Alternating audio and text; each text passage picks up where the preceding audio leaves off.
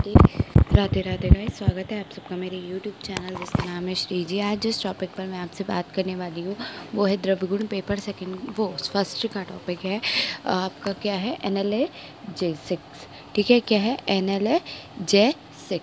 Analgesic के बारे में अब हम आज बात करने वाले हैं। पहली बात, एनाल्जेसिक होते क्या है। एनाल्जेसिक ऐसे ड्रग्स होते हैं जो रिलीव करते हैं विद पेन में आपकी अनकॉन्शियसनेस को खोए बिना, मतलब कॉन्शियसनेस लॉस नहीं होती, आप बेहोश नहीं होते, उससे आपकी जो चेतनता है वो नहीं जाती और वो क्या करते हैं, relief pen without the loss of consciousness. अच्छा, ये जो क्वेश्चन है ये एक पेपर में पूछा गया है। ठीक है, describe in detail about analgesic drug. ठीक है, ये पूछा गया है क्वेश्चन। तो क्या है एनाल्जेसिक, क्या होते हैं एनाल्जेसिक, वो होते हैं जो without the loss of consciousness, it can give symptomatic relief from pain without affecting the cause। किसी भी कोई भी कॉज नहीं करते हैं और पेन में लाभकारक होते हैं। पेन कितनी तरीके के होते हैं। पेन का मतलब होता है दर्द, मतलब एक ऐसी सेंसेशन होना, ये एक सेंसेशन है। तो पेन क्या है, it is the type of sensation in which the person is not comfortable. ठीक है, पेन क्या है, एक ऐसी सिचुएशन है जिसमें कि पर्सन को कंफर्टेबल फील नहीं होता एट एनी पार्ट और द ऑर्गन और as well as at any कहीं पे भी, किसी भी जगह पे, at any part of the skin. ठीक है, स्किन पे भी बाहर से भी दर्द होता है, अंदर से भी दर्द होता है। तो ये कितने टाइप्स का होता है पेन। पेन जो होता है वो 5 टाइप्स का होता है। Somatic pain, visceral pain, referred pain, acute pain and chronic pain. ठीक है, कितने टाइप्स का होता है, 5 टाइप्स का होता है। सोमैटिक, विसरल, रिफर्ड और as well as acute and chronic. Somatic pain क्या होता है, pain which is arising from the skin and integument structure like muscle, bones and joints.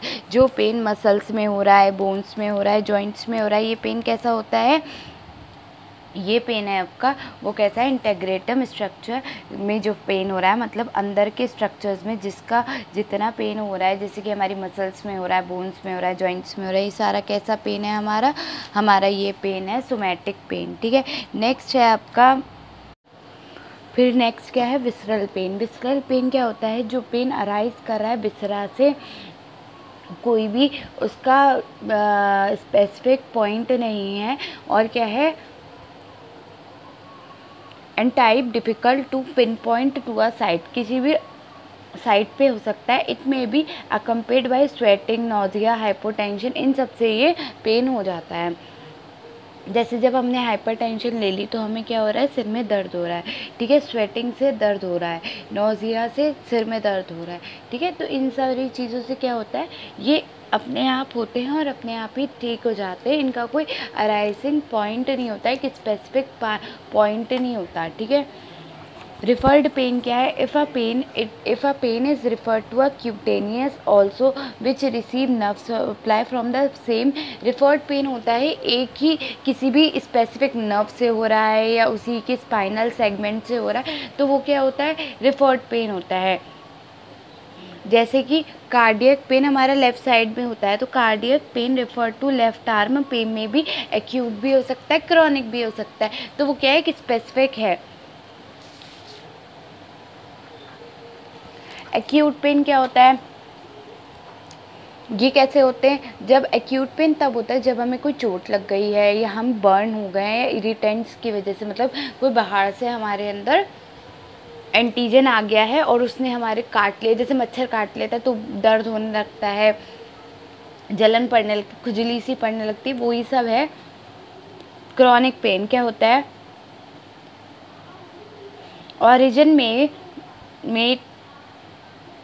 Not be well defined, कोई origin इसका not defined है। क्यों, क्योंकि ये जो पेन होता है ये एंटीबायोटिक्स के थ्रू होता है, मतलब एंटीबायोटिक्स के थ्रू। कहते हैं दवाई जितनी अच्छी होती है उतनी ही खतरनाक भी होती है अगर उसकी ओवरडोज हो जाए। तो वही है, जो दवाइयों की वजह से हमारे शरीर में डिफरेंस आ रहे हैं या दर्द हो रहा है, तो वो क्या है, आपका क्रॉनिक पेन है। ठीक है, नेक्स्ट है आपका टाइप्स ऑफ एनालिसिस। टाइप्स क्या है एनालिसिस के, ओपॉइड टाइप है, नॉन ओपॉइड है और एडजुगेंट्स है, ठीक है। तो ओपॉइड कितने तरीके के होते हैं? ओपॉइड जो होते हैं वो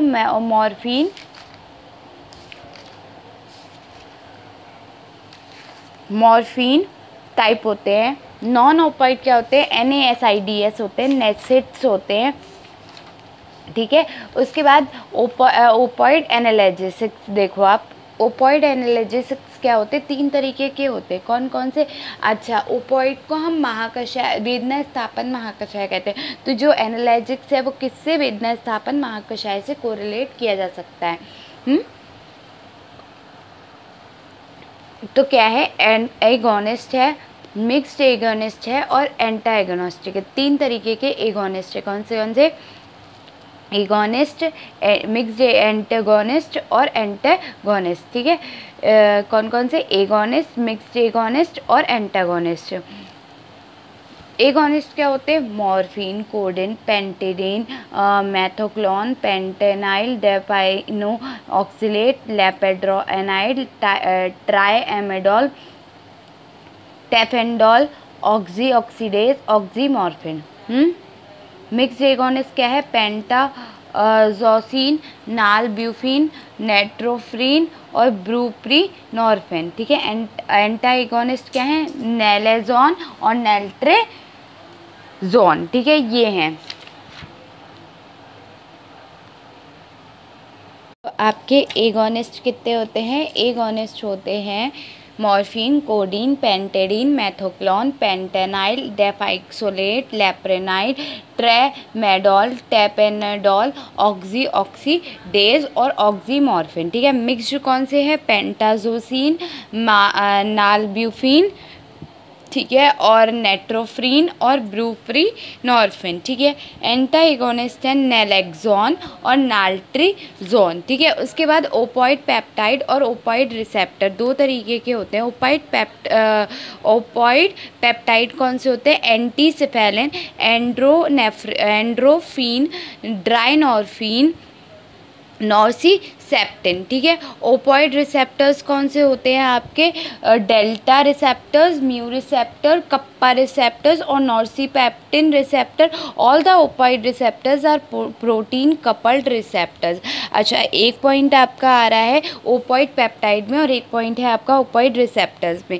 ओपॉइड पेप्टाइड क्या होते हैं? जो रिलीज करते हैं body during pain in response में। It is release in the body during pain in response, ठीक है। उसके बाद ओपॉइड रिसेप्टर्स क्या होते हैं? Agonist bind to the receptor and the action. क्या करते हैं? ऐसे ओपॉइड जो रिलीज़ कर रहे हैं पेन में, इन रेस्पॉन्स, पेन के रेस्पॉन्स में, ठीक है, वो होते हैं ओपॉइड पेप्टाइड। लेकिन जो रिसेप्टर्स उसके साथ ही बाइंड कर रहे हैं वो होते हैं रिसेप्टर्स, ठीक है। Agonist bind to the receptor and the action and their action, ठीक है। उसके बाद ओपॉइड पेप्टाइड्स कैसे होते हैं? एंडोजीनियस होते हैं। These are the endogenous opioid peptides, ठीक है। उसके बाद क्या है? पेन इम्पल्स ट्रांसफ़र, ठीक है। पेन इम्पल्स ट्रांसफ़र कैसे होती है? हमारी सेल मेम्ब्रेन होती है, ठीक है। बहुत आसान तरीके से मैं बता दे रही हूँ, ठीक है। ये डायग्राम है आपका, ये डायग्राम दिख रहा है आपका, इसमें सेल मेम्ब्रेन है, ठीक है। सेल मेम्ब्रेन में क्या हुआ? ओपॉइड रिसेप्टर दिख रहा है। ओपॉइड रिसेप्टर से क्या होता है? ओपॉइड एगोनिस्ट ऊपर दिख रहा है, वो आ रहा है, ठीक है। फिर क्या होता है? उससे यानी कि एल्डिहाइड साइडेज है उसमें, ठीक है। GI रिसेप्टर्स भी हो रहा है और कैंप भी प्रोसेस हो रही है, वो डिक्रीज़ हो रही है, जिसकी वजह से कैल्शियम के जो पार्टिकल हो रहे हैं वो रिड्यूस कर रहे हैं, मतलब कम होते जा रहे हैं, ठीक है। उसकी फिर क्या हो रहा है? फिर होता है जो आपका पोटेशियम हाइपरप्लेसिया हो रहा है ऊपर वाली, और नीचे क्या हो रहा है? पोटेशियम इफ्लक्स हो रहा है, मतलब ऊपर की तरफ चलता चला जा रहा है, इफ्लक्स हो रहा है, ठीक है। उसके बाद क्या हो रहा है? कैल्शियम की एंट्री को एग्जिबिट कर रहा है, मतलब रोक रहा है, ठीक है, ऊपर जाने से रोक रहा है। पर क्या हो रहा है? वोल्टेज गेटेड कैल्शियम चैनल बंद होता जा रहा है, तो क्या है? वही पेन कॉज कर रहा है, ठीक है। तो visceral dull and constant pain is release more efficiently inflammatory pain. क्या है? जो हमारा कौन सा पेन है आपका? तो क्या कर रहा है, विसरल डल और कांस्टेंट पेन जो होता है मोर इफेक्टिवली इन्फ्लेमेटरी पेन होता है, is release visceral dull and constant pain, मतलब अचानक पेन कैसे होता है, मोर इफेक्टिवली इन्फ्लेमेटरी पेन होता है।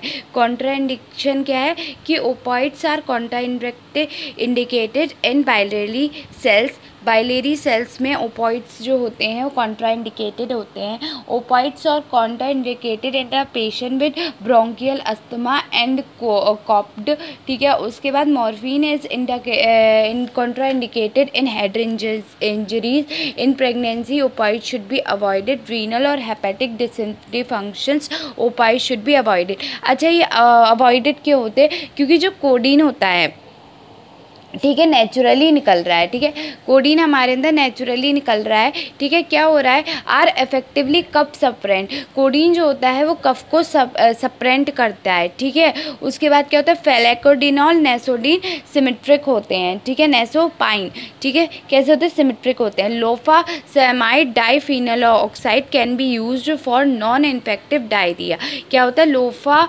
सेमाइड जो होते हैं और आपके डाइफेनल ऑक्सिलेट जो होते हैं ये सब काय के लिए यूज़ होते हैं, नॉन इन्फेक्टेड डायरिया में। Morphine is used at pre anaesthetic medication where as fentanyl are used as adjacent to other anaesthetic agents. Morphine जो होता है यूज़ किया जाता है प्री एनेस्थेटिक मेडिकेंट्स की तरह, जबकि प्री टेनल आइल जो होता है वो यूज़ किया जाता है adjacent to other anaesthetic agents को।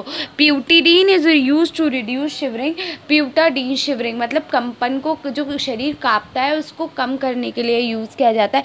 Apex anaesthesia, it is preferred more fine for obstruction gynae anaesthesia, ये कैसे प्रेफर्ड करता है मॉर्फिन को, it is preferred to morphine for obstruction गायनेज anaesthesia, obstruction गायनेज anaesthesia में, ठीक है। नेक्स्ट क्या है, एक्यूट मॉर्फिन पॉइजनिंग ट्रीटमेंट कैसे होता है, gastric lavage with potassium permanganate to remove unabsorb drug, gastric lavage जो होते हैं वो potassium permanganate to remove unabsorb drug. ये मैं उतना ही बता रही हूँ जितना पेपर में ज़रूरी है लिखना, ठीक है, मैं बाकी कुछ फालतू का नहीं बता रही हूँ, ठीक है, क्योंकि इतना ही पूछा जाता है, इतना ही लिख के आना। एंटा एगोनिस्ट, एंटा एगोनिस्ट क्या होते हैं, एंटा एगोनिस्ट वो होते हैं नैलएक्सोन 0.4 से 0.8 mg IV receptors for every 10 to 15 minutes. Agonist में हम नैलोजोन देते हैं, मॉर्फिन देते हैं,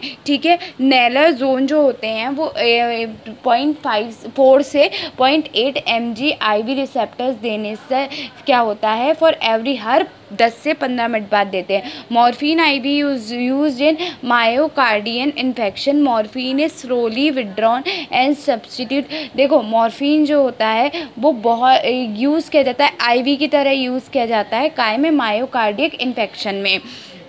मॉर्फिन जो होता है वो स्लोली विड्रॉन करता है, सब्स्टिट्यूट होता है बाय ओरल मेथडॉन, काय से, ओरल मेथडॉन के थ्रू। मेथडॉन क्या है, is affected and no dependency develop, dependent affected is affected बहुत जल्दी काम करता है, एंड नो डिपेंडेंसी डेवलप, कोई भी डिपेंडेंसी नहीं है इसकी। नेक्स्ट है आपका नॉन ओपॉइड्स। नॉन ओपॉइड्स क्या होते हैं, नॉन ओपॉइड्स यानी कि NSAIDs आर एस्प्रिन टाइप और non narcotic and non opioid analgesic. They are anti inflammatory, anti fungal and uricosuric properties without addiction liabilities. They act by inhibiting prostaglandin, क्या करते हैं ये, दे आर एंटी इन्फ्लेमेटरी होते हैं, anti fungal भी होते हैं और यूरोस्यूरिक भी होते हैं, प्रॉपर्टीज़ के साथ होते हैं, विदाउट एनी एडिक्शन लाइबिलिटी, इनकी एडिक्शन नहीं होती। They act by inhibiting prostaglandin, ये इनहिबिट कर देते हैं किसको, प्रोस्टाग्लैंडिन को। NSAIDs वर्क कैसे करते हैं, फॉस्फोलिपिड्स पे, यानी कि मेम्ब्रेन पे वर्क करा, मेम्ब्रेन में हमारे फॉस्फोलिपिड्स प्रेजेंट होते हैं, फॉस्फोलिपिड्स A2 एंजाइम्स पे एक्ट करा और उसने क्या बनाया, एरेकाइडिनिक एसिड बनाया। एरेकाइडिनिक एसिड से आपका NSAIDs बन गया। उस कैसे बना, कॉक्स रिलीज हुआ आपका, COX enzyme, oxalate enzyme release किया जिससे कि NASIDS बन गया, ठीक है। उसके बाद क्या हो गया आपका, उसी ने दूसरा एंजाइम भी रिलीज़ करा ऑक्सीजाइनेज, यानी कि 2 एंजाइम आपका आर्किडेनिक एसिड ने रिलीज़ करे, साइक्लोऑक्सीनेट और लाइपोऑक्सीनेज एंजाइम, ठीक है। कॉक्स NACSIDS, ठीक है। ल्यूकोट्राइनीज, ठीक है। जो आपका साइट्स है वो आपका साइक्लोऑक्सीजिनेट एंजाइम ने रिलीज़ करा है, बट जो आपका ल्यूकोट्राइन्स है वो लाइपोऑक्सीनेज एंजाइम ने रिलीज़ करा है, ठीक है। नेक्स्ट जो है वो COX-1 है और COX-2 भी है। COX-1 और COX-2 क्या होते हैं? COX-1 which is responsible for thromboxane prostaglandin formulation, ठीक है। किसके लिए रिस्पॉन्सिबल करता है COX-1?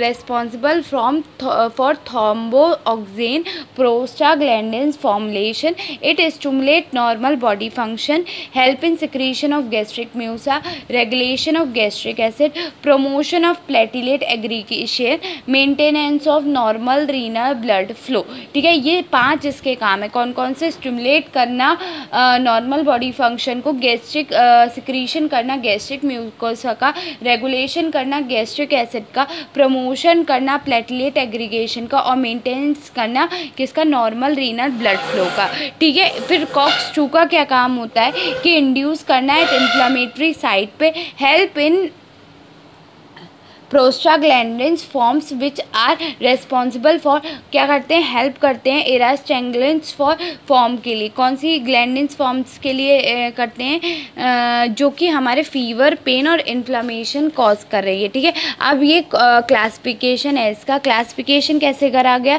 क्लासिफिकेशन 5 तरीके से करा गया। Non selective COX inhibitor, acetic acid derivatives, phenic derivatives, oxicam, pyrazolone derivatives, ठीक है। उसके बाद क्या है? कितने में डिवाइड करा? Non selective COX inhibitor. Non selective COX inhibitor कौन से हैं?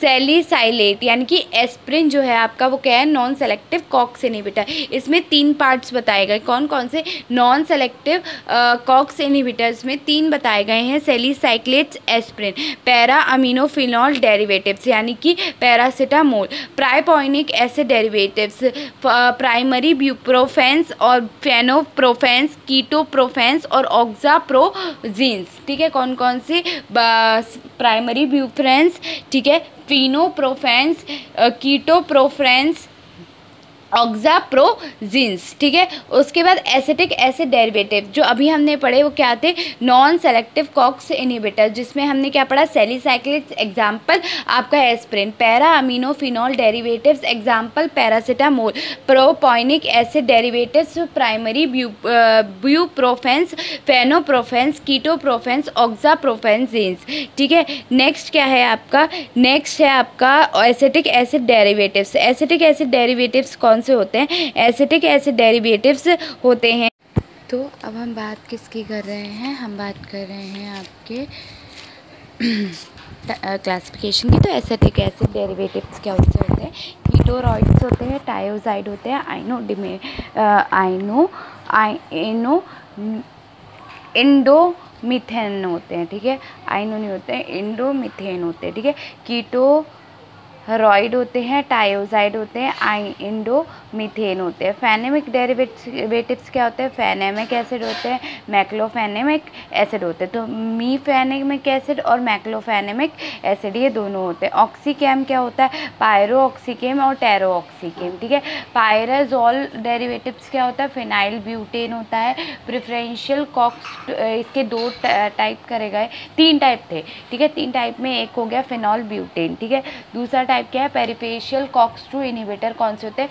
डाईआइडो, अच्छा ये ऐसे भी लिखा जा सकता है कि COX-2 इनहिबिटर्स। तो 2 तरीके के होते हैं, पेरिफेशियल और सेलेक्टिव। तो पेरिफेशियल क्या होते हैं? डाइडोफिनेम, एसिक्लोफिनेक, नाइमूस्लाइड, इटोडोलेक और मेलोसिकैम, ठीक है। सेलेक्टिव COX-2 इनहिबिटर कौन से होते हैं? सेलेकॉक्सिब, इटोरोकॉक्सिब और पेरिकॉक्सिब। तो सेलेक्ट क्लासिफिकेशन हमने कितने में करा? इसका 5 में करा।